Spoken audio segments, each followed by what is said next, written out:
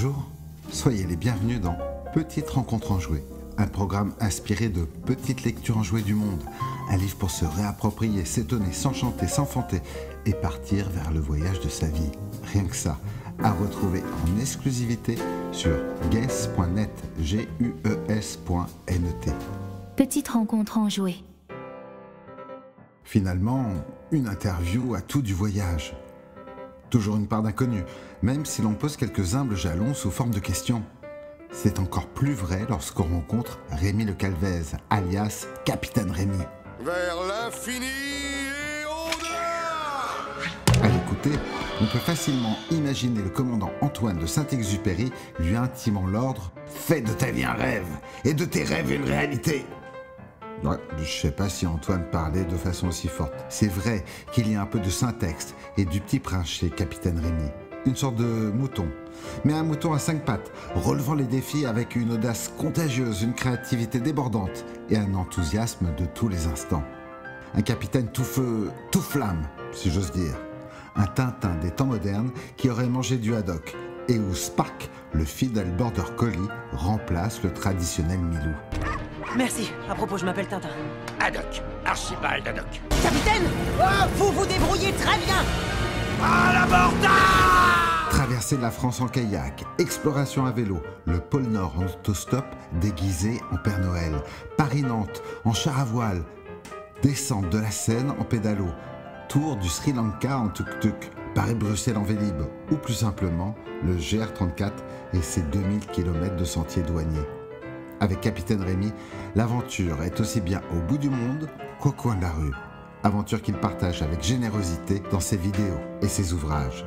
Surtout, en suivant ses péripéties, Capitaine Rémi nous invite à oser, à s'amuser, à lâcher prise et à piétiner nos zones de confort. Enfin, piétiner n'est pas le mot. Il nous fait plutôt marcher. Marcher vers nous-mêmes. En route et révéler le facétieux Capitaine Rémi qui sommeille en vous. Je suis Lionel Guénéret et soyez les bienvenus dans cette nouvelle petite rencontre en jouets. Petite rencontre en jouets. Alors on va commencer l'interview pour de vrai, si tu veux bien. Est-ce que tu veux bien? Oui. T'es sûr? Oui, moi je suis content. T'as vraiment envie? Alors, Rémi, d'accord, mais Capitaine Rémi, pourquoi? Alors tout simplement parce que j'ai décidé d'être le capitaine de ma vie. Alors ça paraît un peu, peut-être un peu niais comme ça, mais ça a été une vraie décision pour moi. C'était il y a 10 ans. Il faut savoir qu'avant j'habitais Paris et j'étais derrière un ordinateur toute la journée et j'avais un vrai truc au fond de moi de me dire j'ai plus envie de faire ça et quand est-ce que j'aurai le temps de réaliser mes rêves.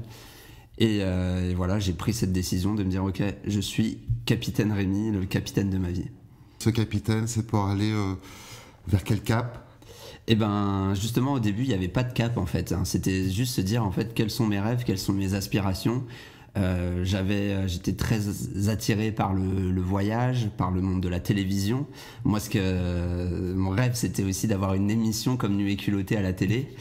Et c'est parti de ça, mais sauf que je n'avais aucune connaissance en caméra, en communication, savoir parler comme on est en train de le faire actuellement, c'était assez compliqué. Tu ne savais pas parler à l'époque? Non, j'avais 28 ans pour tout te dire, et non, mais j'avais vraiment on va dire en termes d'éloquence, c'était pas forcément ça.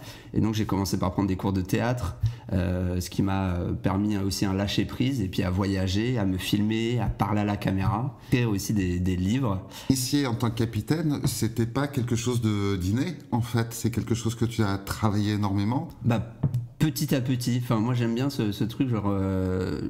Enfin, j'ai vraiment une croyance au fond de moi, c'est on peut tout faire, tout est réalisable. En tout cas, moi, je vois la vie comme ça et qu'il suffit de travailler, d'apprendre. J'ai toujours été autodidacte sur ordinateur. Et je me dis, bah, dans la vie, c'est pareil.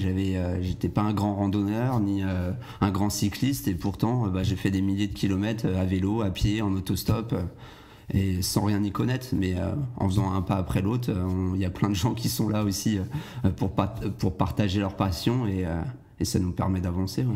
Et si tu devais te décrire, t'as 1 minute. Imagine, je te confie 1 minute. Tu vois, je vais te les mettre dans tes mains. C'est 7 minutes.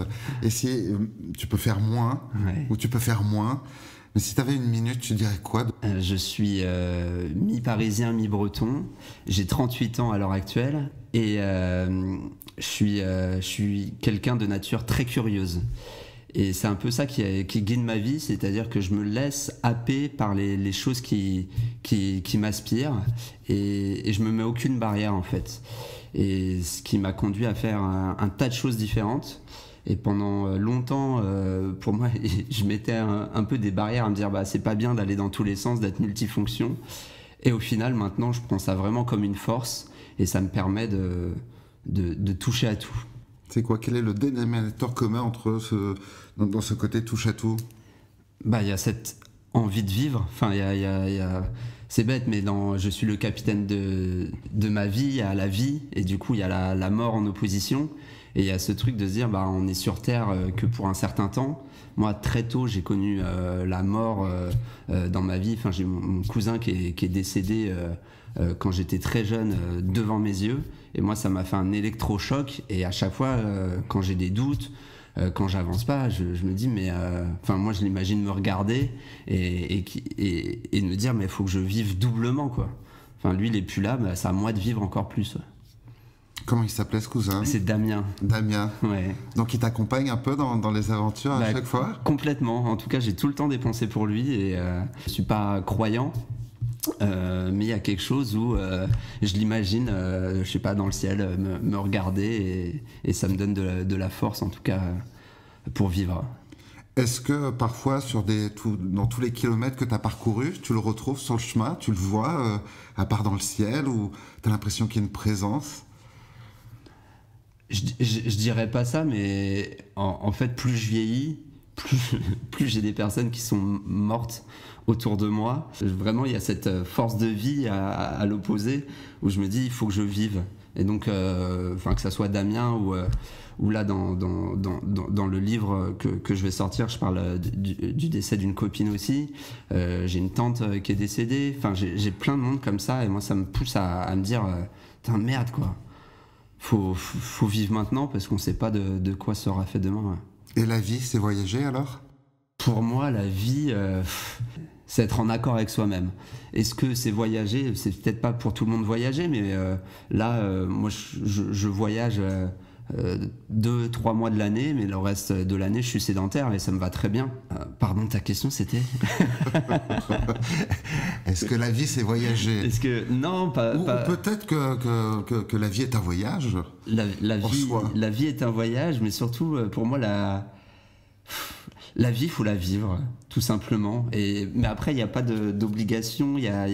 Enfin, moi, ça m'arrive de passer des après-midi à rien faire, à juste prendre un livre ou à être devant Netflix. Hein. Mais il y a quand même ce truc, j'ai envie de vivre des expériences et j'ai envie d'être fier de moi. Et j'ai envie de me regarder plus tard et de me dire... quand je serai vieux, de pouvoir regarder en arrière et me dire « Ah, j'ai une vie qui était comblée. » Et donc, j'essaie de travailler à ça. Et quand tu te regardes aujourd'hui... Alors imagine que tu réécoutes cette interview dans 30 ans, 40 ans. Aujourd'hui, quand tu te regardes, tu te dis quoi par rapport au chemin que tu as fait? Ah, moi, je suis fier de moi, je suis aligné avec moi-même, avec mes valeurs. Honnêtement, je suis heureux. Enfin, C'est insupportable. Non, mais je supporte pas les gens heureux. Ça me met hors de moi. Quelles sont ces valeurs? Tu parles des valeurs. Quelles sont les principales valeurs qui te poussent, qui te portent, qui t'emmènent? On va dire que j'aspire à une vie simple et j'aimerais que tous les gens aussi se reconnectent à eux-mêmes. Et quand je vois des gens courir dans tous les sens, il y a le sujet de l'écologie, il y a le sujet de la surconsommation, il y a le sujet de quel est mon impact sur la planète, sur les autres. Et donc il y a tout ça pour moi qui est important. Et donc mes valeurs, quelles sont? C'est l'authenticité, d'être authentique avec soi-même. Pardon, ça pourrait aller dans plein de sujets, dans plein de directions. Vas-y. Alors attends, je vais enlever mon pull. J'ai un peu chaud.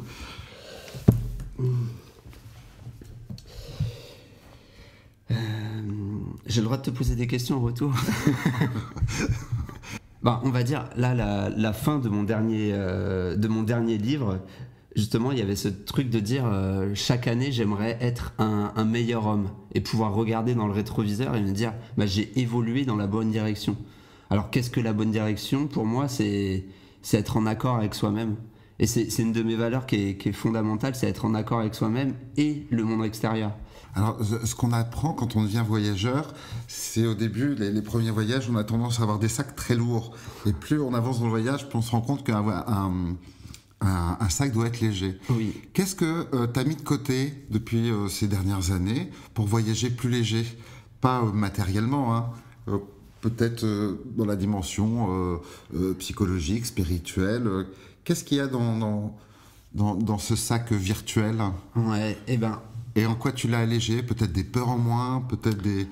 Ouais, en fait, j'ai fait plein de tests pour pouvoir avancer, pouvoir voyager mieux et pour pouvoir être plus libre. Et il y avait cette vraie question, c'est qu'est-ce que la liberté? Je sais pas si j'ai la réponse, mais en tout cas, c'était une de mes questions fondamentales, c'est comment moi je me sens libre. Et donc, la liberté, elle se construit aussi autour des autres, mais autour de ses choix. Et ce choix de liberté, c'est aussi matériellement comment on fait. Est-ce qu'on est titulaire de plein de biens ou est-ce que c'est les biens qui nous appartiennent? Et donc, il y a eu des voyages que j'ai fait sans argent. J'ai fait des voyages aussi sans sac à dos, sans affaires. Et tout ça, en fait, ça fait réfléchir. Même j'ai déjà fait des jeûnes d'une semaine. Ça permet de réfléchir à est-ce que la nourriture me contrôle? Est-ce que c'est mon sac à dos qui doit dicter ce que je fais? Je le vois encore aujourd'hui, hein, le fait d'avoir un téléphone portable, eh ben, je sais qu'il y a plein de choses, des fois, à cause du téléphone portable, eh ben, ça me restreint de partir, où j'ai peur de le casser, où j'ai peur qu'on me le vole. Et ça, c'est des peurs mais qui sont pénibles. Et c'est vrai que quand tu pars et que t'as rien, eh ben, il y a un plaisir de se dire, ok, tout peut se passer et c'est pas grave, quoi. J'adore laisser des silences. Je t'ai pas prévenu ça. J'adore les silences. Alors pour partager toutes ces aventures que tu as pu vivre, tu peux peut-être m'en citer 2 ou 3 d'aventures marquantes, ouais. Celles que tu auras envie de mettre en avant et de partager?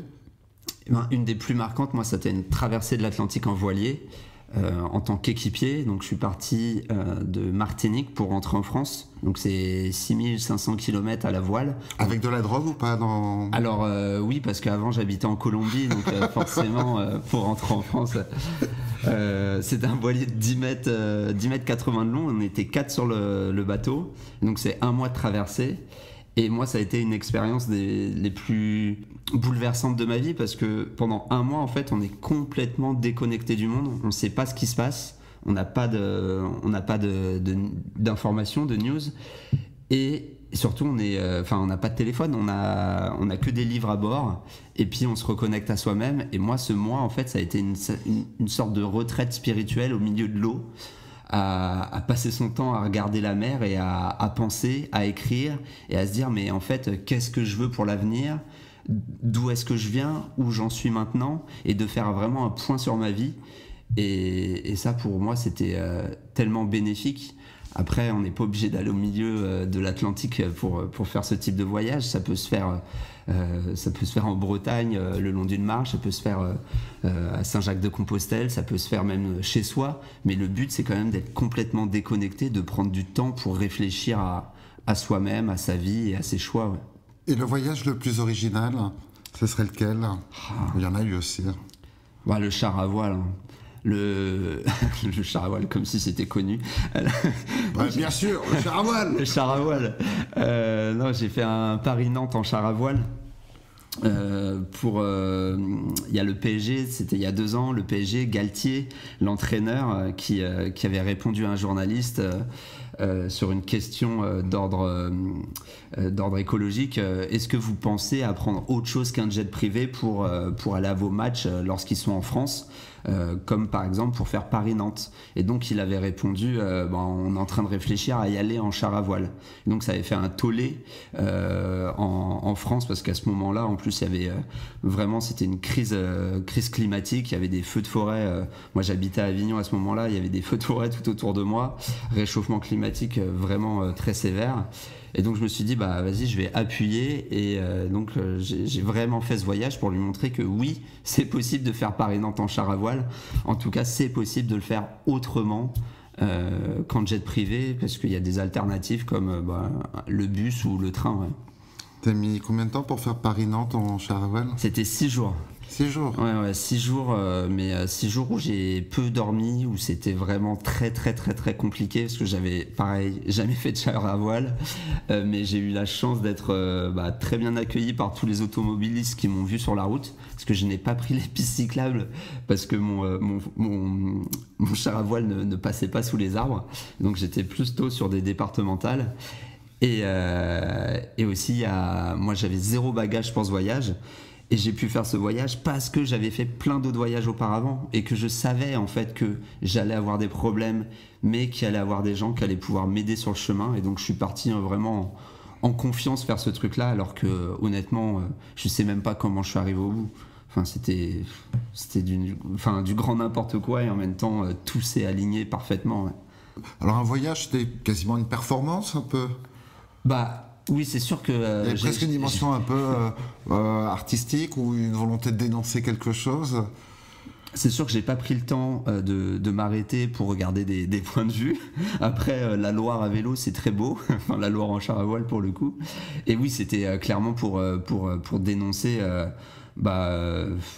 le fait de prendre l'avion, d'être dans la surconsommation, de se dire en fait on peut mesurer notre empreinte carbone. Un aller-retour en jet privé, en fait c'est l'équivalent pour un Français moyen de 3 années de bilan carbone. Donc est-ce qu'on peut pas faire moins? Est-ce que c'est pas aux personnalités publiques de montrer l'exemple?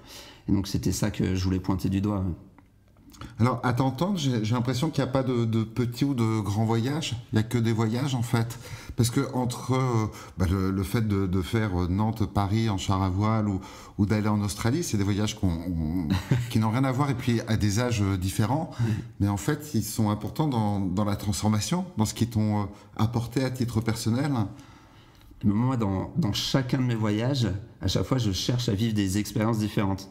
Je fais pas que de la marche à pied. Je suis parti à pied, je suis parti à vélo, en kayak, en char à voile, en voilier, en tandem, en radeau, en pédalo. Enfin, vraiment, j'essaye de tout tester, parce qu'à chaque fois, ça vient apporter des choses différentes.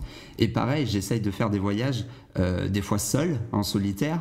Mais aussi des voyages, j'en ai fait en couple, j'en ai fait avec des amis, avec ma famille, avec mon père. J'avais fait 800 km à vélo pour rejoindre la Bretagne depuis Paris avec mon père. Je suis parti avec mon frère, avec des inconnus aussi en groupe, et tout ça en fait ça vient moi me nourrir d'expériences nouvelles, puis ça me permet de partager et puis aussi d'apprendre des autres.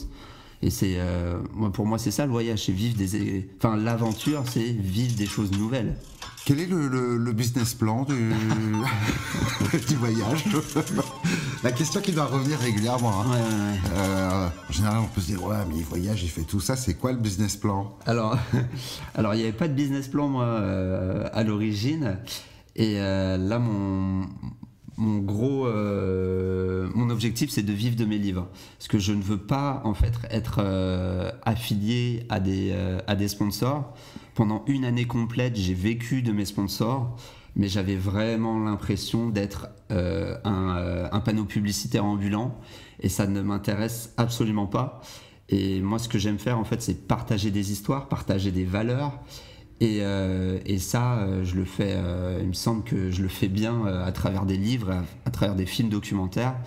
Et donc, effectivement, il y a des sponsors qui peuvent s'ajouter autour, mais c'est pas la source principale de revenus. Et donc, en ça, c'est ça un peu ma stratégie. Après, ça prend du temps de le mettre en place. Et c'est pour ça aussi que j'ai choisi l'auto-édition pour mon 4e livre. Parce que économiquement, c'est plus avantageux qu'être avec une maison d'édition. Est-ce que c'est le voyage qui amène à l'écriture ou l'écriture qui amène au voyage? Moi, chacun de mes voyages, j'essaye j'ai un carnet, j'ai mon journal de bord dans lequel j'écris. À la base, je voulais pas écrire pour écrire des livres, je voulais écrire juste pour me rappeler de ce que j'étais en train de vivre et aussi pour des fois clarifier ma pensée. Parce que écrire, pour moi, ça a une importance primordiale, c'est un peu comme un psy, ça permet de jeter ce qu'on a dans la tête et vraiment d'y voir plus clair. Et c'est que après cette traversée de l'Atlantique en voilier où j'avais écrit tout un journal de bord et je me suis dit mais en fait c'est intéressant parce que j'ai retracé toutes mes émotions, toutes mes rencontres avec les dauphins. Je sais pas si on peut dire que c'est une rencontre, mais en tout cas il s'est passé un tas de choses et j'ai trouvé ça très intéressant et surtout avec le recul quand je prends mon carnet de bord de l'Australie. Eh ben, j'avais pas du tout le même état d'esprit. Dans mon carnet de bord, j'avais écrit, j'avais rencontré un Français dans une auberge de jeunesse et il voyageait tout seul. Et moi, je trouvais ça dingue. Et dans mon journal de bord, j'avais écrit jamais je voyagerai seul. Je trouve ça vraiment dément et je me dis, il avait pas d'amis. Et maintenant, mais je suis à l'opposé de ça et j'adore voyager en solitaire et je me dis c'est intéressant d'écrire pour tracer la pensée. Qu'est-ce que ça apporte en plus le voyage en solitaire ? L'introspection. Je vais prendre un exemple vraiment concret. Là je suis parti traverser la Bretagne à pied, j'ai fait la moitié tout seul et la moitié avec Anaël et mon chien. Et ben ça a été 2 voyages complètement différents parce que la première fois en fait j'étais tout seul et donc en fait on est plus ouvert au monde mais aussi on est centré sur soi-même à réfléchir, à prendre le temps de se connecter à soi-même, à ses émotions, à apprendre à s'écouter alors que quand on est en duo ou accompagné on prend plus de temps pour l'autre. Ça n'empêche qu'il faut aussi s'écouter. Quelle est la particularité du récit de voyage ? Est-ce qu'il y a une écriture particulière ? Est-ce que tu as essayé de te former à ça parce que tu n'as pas forcément une formation d'écrivain en tant que tel ? Si Dieu sait s'il y en a une, il n'y en a même pas. Moi, je vais parler de mes récits parce que honnêtement, moi je lis énormément de récits de voyage. Ça a toujours été fait partie de ma bibliothèque, que ce soit du Sylvain Tesson, Sarah Marquis, Alexandre Poussin. C'est des écrivains qui m'ont beaucoup inspiré, donc j'avais aussi envie de partager. Après moi, ce qui est le plus important en fait, c'est d'être authentique dans mon écriture. C'est-à-dire que j'écris pas comme Sylvain Tesson, j'écris comme Rémi Le Calvez, comme Capitaine Rémi, et j'essaye vraiment de faire transpirer dans mon écriture qui je suis. Et donc il y aura pas de figure de style alambiqué, ça sera vraiment du Capitaine Rémi. Du Capitaine Rémi. Ouais. 10, 9, ignition sequence start. 6, 5, 4, 3, 2, 1, 0. All engine running. Liftoff. We have a liftoff. 32 minutes past the hour. Liftoff on Apollo 11. Dis, si on devait partir là tout de suite maintenant, où on peut se téléporter, on irait où ? Tout est possible. Tout est possible. Ouais, dans l'instant, dans ton ressenti, tu te dis waouh. Moi, j'ai toujours aimé voyager, j'ai toujours aimé les étoiles. Je t'aurais dit on part sur Mars, mais Okay. ça va être compliqué. Ça va être compliqué de faire une interview avec le scaphandre, peut-être. Quels seraient les 5 apprentissages de ta... j'avais écrit de vie voyage. De vie voyage. Si tu avais 5, là, il peut y en avoir que 3, mais 3 apprentissages que tu pourrais transmettre demain à un ami, à un enfant. Moi, il y a un livre qui m'a particulièrement marqué, c'est les 5 accords Toltec. Ne fais pas de suppositions, qui est pour moi qui est très très important dans ma vie de tous les jours, à essayer d'arrêter de penser de comment les gens pensent, comment les gens réfléchissent, et d'être vraiment prêt à se remettre en question.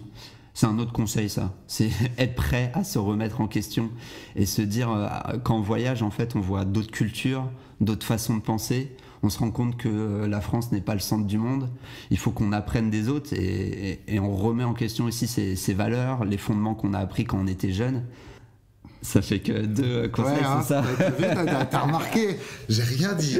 J'ai même pas besoin de dire quelque chose. Bah, le troisième, il peut arriver plus tard. Hein. Ouais. On n'est pas pressé, il peut arriver en cours de route. C'est le propre. Une interview, c'est quasiment un voyage. Hein, donc on peut être surpris par des choses auxquelles on ne s'attendait pas. D'ailleurs, si tu as envie de te poser une question à toi-même et d'y répondre tout seul, c'est très gentil. Tu peux le faire aussi en disant putain, tu m'as pas posé cette question, je m'étais préparé pour cette question. Tu peux même choisir ta question. Si tu avais une question à te poser d'ailleurs, à toi-même. Moi, j'aime bien poser la question, est-ce que tu es heureux ? Mais c'est une vraie question, parce qu'on demande souvent comment ça va et on a tendance à y répondre assez facilement, à dire ça va, mais se la poser vraiment intérieurement et se dire mais comment ça va ? Est-ce que tu te sens bien ? Et s'il y a des petits noms qui arrivent, c'est essayer de comprendre, de se dire pourquoi ça va pas ? Est-ce que c'est normal ? Est-ce que c'est une passade ? Est-ce que ça va plus loin ? Ça, c'est important. Pour les conseils, dans l'ordre des conseils, il y avait quelque chose de se dire... Ça m'arrive de mal aller, de pas aller. Ah, tu me rassures. Non, mais... je me disais. Non, mais... Ah, ça me fait du bien. Ça fait du bien d'entendre ça. En fait, j'ai appris à accepter d'aller mal.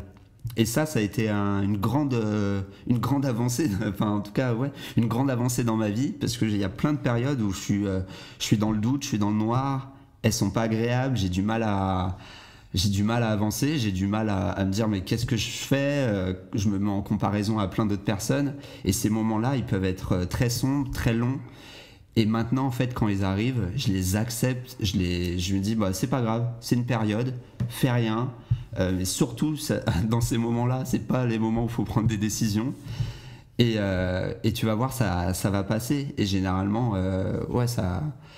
Enfin, généralement, tout le temps, en fait, ça passe. Et le temps fait beaucoup d'effets sur beaucoup de choses. Ouais. Le voyage, c'est aussi ça, c'est un rapport au temps.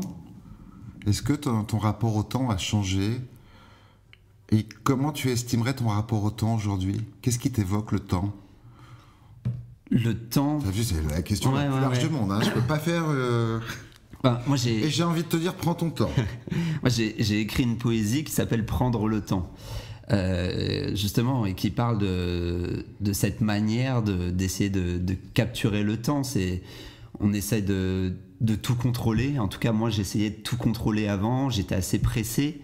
Et maintenant, avec l'âge, la maturité, le voyage, l'expérience, on va dire... La vieillesse, même. La vieillesse, on peut le dire comme ça. Ou la sagesse.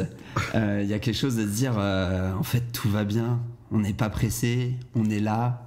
Et puis, chaque chose en son temps. Et il y a vraiment quelque chose de dire tranquille, c'est maintenant qu'il faut, chaque jour, chaque moment, on essaye de prendre du plaisir dans le moment présent et pas dans un futur potentiel. Elle est où cette poésie ? Tu l'as à portée de main ? Je crois pas que... Alors, attends... Et tu veux que je la fasse ? Ouais, bien sûr. Ouais. Écoute, pour le même prix. Alors... Prendre le temps. Ne vous a-t-on jamais dit de prendre le temps, de saisir l'instant ? Tel un cueilleur en quête de présent, je suis parti, montre au poignet les aiguilles aiguisées, à la recherche du temps perdu. Je me suis assis et je l'ai attendu. 1 minute, 1 heure, 1 journée. Le temps ne s'est jamais arrêté. Il a éternellement continué sa fuite en avant. Je l'ai accompagné, pensant que le temps m'attendrait. J'ai laissé au temps le temps. Peut-être allait-il s'épuiser à force de se consumer. Tic-tac, tic-tac, tourne l'horloge du temps. Tournez, tournez, il faut me retourner. Inspecter mon passé pour mieux avancer. Le temps est composé, comme le passé, qu'il faut décomposé. Pas si simple le passé, je dirais même imparfait. Le plus simple, c'est le présent. Je rembobine et mets les pendules à l'heure. Il me faut du temps rien que pour moi, du temps seul, du tangible, du temps content. Le temps passe à une vitesse folle. Littéralement, le temps passe à une vitesse folle. Je l'observe attentivement, impatiemment, attendant qu'il stoppe sa course effrénée. Et là, miracle du présent, ni après ni avant, non, à cet instant précis, le temps se fige. Il s'arrête. Le temps s'étire, il pète, oui, le temps pète, c'est le moment de le capturer. Je m'élance à sa poursuite et le saisis. Temps. Oh, je prends enfin mon temps. J'arrête là. Est-ce qu'elle continue après? Ouais. Oh, mais ça donne envie d'avoir la suite, hein. Un excellent teaser. Merci. Merci Rémi. Merci capitaine. Petite rencontre en jouet. On va parler un peu de ta nouveauté, de ton actualité, comme on dit, sur le sentier des douaniers, qui est ton dernier ouvrage, donc qui nous emmène un peu à parcourir l'ensemble du GR34, qui est le sentier douanier qui fait tout le tour de la Bretagne, qui doit faire à peu près 2000 km de mémoire. C'est ça. C'est à peu près ça. Donc tu l'as fait vraiment du début jusqu'à la fin. J'ai essayé. Ah, t'as fait des sauts de plus parfois, Il m'est arrivé. T'as triché, est-ce que t'as triché? Alors, c'est une question que je pose aussi dans le livre, c'est de se dire qu'est-ce que ça veut dire faire le sentier des douaniers? Est-ce que c'est grave si à un moment je ne suis pas à la haine pointe? Quel est mon rapport à ça? Et c'est vrai qu'au tout début du livre, je suis très strict envers moi-même. En tout cas, je veux pas qu'il y ait d'écart. Et puis au fur et à mesure que le voyage se déroule et que les problèmes ou les rencontres se font, et ben je change ma mentalité et je me dis en fait je suis là pour être sur mon chemin et pas forcément le sentier des douaniers. La Bretagne, c'est vraiment exotique. La Bretagne, c'est les plages de Tahiti, ce sont les falaises de Normandie, c'est le blanc, le sable blanc de l'Australie, c'est le bleu turquoise de la Corse. C'est absolument magnifique. Enfin, en tout cas, sur les 2100 km de côte que j'ai parcouru, moi j'ai été happé par la beauté de la Manche et de l'Atlantique. Ouais. Alors, tu l'as fait que dans un sens, hein, le sens aller, en descendant. Mais faire le voyage retour, c'est encore un autre voyage, parce qu'on a l'impression de refaire la même chose. Mais quand on change de perspective, le même sentier prend une autre forme. Il y a des gens qui font parfois le chemin de Compostelle, d'ailleurs, dans le sens inverse. J'en ai rencontré, et c'est une autre aventure, parce que du coup, tu marches pas dans le sens du pèlerinage, mais tu remontes et tu vas à l'inverse. Donc, c'est pas le même type de rencontre. Est-ce qu'il y aurait une suite du livre de faire le sentier des douaniers, mais dans l'autre sens? Eh ben, honnêtement, c'est une bonne question, ça me plaît beaucoup comme idée, à savoir que j'ai fait la moitié avec Anaëlle, ma compagne, et qu'elle n'a pas fait l'autre moitié. Et donc ça pourrait être une idée de faire la deuxième moitié en s'accompagnant. Voilà, la suite, donc tu as marché quasiment 2000 km. Qu'est-ce que tu apprends la marche? En quoi la marche te fait du bien? J'allais dire, en quoi la marche te fait du mal? Bah, ça fait mal aux pieds. Je crois que tu me dire, mais en quoi ça t'intéresse? Arrête de me faire chier avec tes questions. Ça fait mal aux pieds la marche, mais en quoi ça fait du bien? Merci capitaine Rémi, on se retrouve pour une prochaine émission. Non, mais pour moi la marche, je l'associe à une méditation. C'est être en plein air, sans son téléphone, et juste être à l'écoute de ce qui se passe dehors. Et puis il y a un rythme qui s'impose, on marche au pas, on est lent, on prend le temps de regarder. Petite rencontre en jouet. C'est tellement plaisant. Et puis il y avait ce quotidien, parce que j'ai fait beaucoup de marches courtes d'une semaine. J'avais traversé la Corse, j'ai fait le tour du Mont Blanc, mais là je voulais vraiment une marche longue pour apprendre à ralentir encore plus, à se dire on est dans un autre espace-temps. Et donc partir 3 mois comme ça, au pas, à se dire chaque jour est une journée de marche, on n'est pas pressé d'arriver en fait, on apprend à prendre son temps justement. Qu'est-ce qui se passe quand on arrive? On est un peu déçu? On est joyeux? Ou on est étonné de soi-même? On est joyeux, on est fier aussi d'avoir accompli. Pour le coup, moi j'étais fier d'avoir accompli ce voyage, et surtout moi j'étais content parce que j'étais avec Anaëlle, avec qui je pouvais partager ça.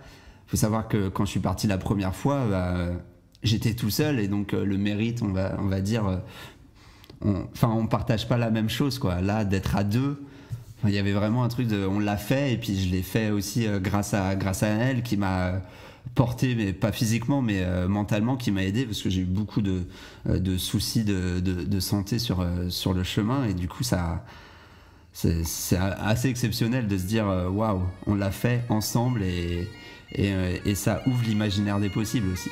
L'aventure commence sur les côtes bretonnes.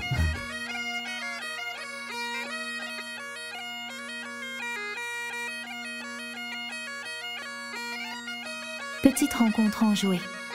Qu'est-ce qui nous empêche de voyager ? Qu'est-ce qui nous empêche peut-être de voyager et d'être dans le vrai voyage, dans le voyage authentique ? Alors pour moi, il y a vraiment deux choses. Il y a les peurs et le temps. C'est-à-dire qu'on est souvent dans des vies qui sont chronométrées. On a souvent 5 semaines de vacances par an. Et donc ces vacances, c'est fait pour aussi se décontracter. Et on n'a pas envie d'être dans un projet de voyage, un projet physique. On a plus envie de se détendre. Et ce que je comprends tout à fait. Et du coup, il y a quelque chose de se dire, on essaye d'optimiser encore une fois le peu de temps de vacances qu'on a pour se reposer, pouvoir recommencer à travailler derrière. Et il y a cette notion-là qui est assez compliquée au final. Et je le vois, moi, en période de rush, c'est compliqué de gérer ces trucs-là. Et quand il y a un impératif de temps, on vit pas le voyage de la même manière. Ça, c'est sûr. Et les rencontres vont être plus pressées. Enfin, tout va être différent. Tu parlais des peurs. Comment on peut apprivoiser ces peurs, hein ? Est-ce qu'on s'en libère ? Est-ce qu'on les apprivoise ? Il y a plein de peurs en fait qui sont différentes. Pour moi, ce qui est important, c'est d'être capable de comprendre ces peurs et de mettre un mot sur ces peurs. De dire, en fait, j'ai peur de l'autre, j'ai peur de manquer d'argent, j'ai peur d'être seul, j'ai peur pour ma sécurité. Et donc souvent en fait les gens vont dire je voyage pas parce que je suis trop jeune, je suis trop vieux, parce que j'ai pas d'argent. Et derrière en fait ces excuses, souvent en fait c'est des peurs qui se cachent, et donc il s'agit d'aller déconstruire ces peurs. Et pour les déconstruire, pour moi il faut y aller en fait. Il faut oser faire un petit pas dans une autre direction et se rendre compte que oui, c'est possible.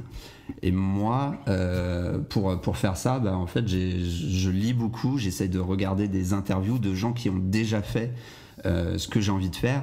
Et quand je vois ça, je me dis, eux, ils l'ont fait, pourquoi pas moi ? Et donc, ça me permet d'avancer. Ouais. Est-ce que tu as eu peur de faire cette interview ? Oui. Honnêtement. Mais je comprends, mais moi aussi. En fait, j'ai toujours des appréhensions à chaque fois. Après, à force d'en faire, on gère mieux ses peurs. Ouais. Mais c'est ce qui donne le piquant. Quelle question je ne t'ai pas posée, tu aimerais que je te pose ? Je pense que ton interview était complète. Ah, flatteur. Et si tu avais une minute devant toi pour dire ce que tu as envie de dire, ouais. Sans question, sans rien, sans lâcher prise. J'allais te parler de mon chien. Ah. Non, mais parce que j'ai pas parlé de l'arrivée de Spark dans ma vie, qui est mon chien, mon border collie de 2 ans et demi, et qui a marché 1000 km avec moi alors qu'il avait que 1 an. Et pour moi, Spark, c'est un peu quand je le balade, en fait, il y a un peu ce truc de... il est heureux, il est content d'être dehors, et il est tout le temps dans le moment présent. Et pour moi, c'est un peu un exemple de vie. Et il me rend heureux juste de le voir heureux, de le voir gambader dans l'herbe. Et ça me met en joie. Et donc, il y a quelque chose de... J'hésitais à adopter un chien, et vraiment, pour moi, ça a un peu aussi changé ma vie de l'avoir, parce que ça me donne un élan de plus et une motivation de plus de vivre l'instant présent que de le voir lui aussi connecté à ses émotions du présent. Écoute, on va faire une exclusivité, c'est une interview canine. On va ouvrir à Spark, on va voir s'il a quelque chose à dire. Spark, viens. Viens, Rémi qui t'appelle, dépêche-toi. Viens Lolo. Viens. Est-ce que t'as un truc à dire au micro ? Hé, Spark, est-ce que t'as un truc à dire? Ah, t'étais trop bien quand t'aboyais tout à l'heure. Est-ce que t'as un truc à dire du fond de ta truffe? Oui, j'adore la vie. Et en plus, il parle. Oui, loulou. Merci Spark, merci Capitaine Spark. Avec plaisir. Et merci Capitaine Rémi pour des prochaines aventures. Avec plaisir. Merci à toi. Un gros loulou. Petite rencontre en jouet. Merci de votre écoute. À bientôt pour une nouvelle rencontre en jouet. Entre-temps, retrouvez le livre Petite lecture en jouet du monde sur guess.net. GUES.net. De belles énergies en jouet à vous. À bientôt.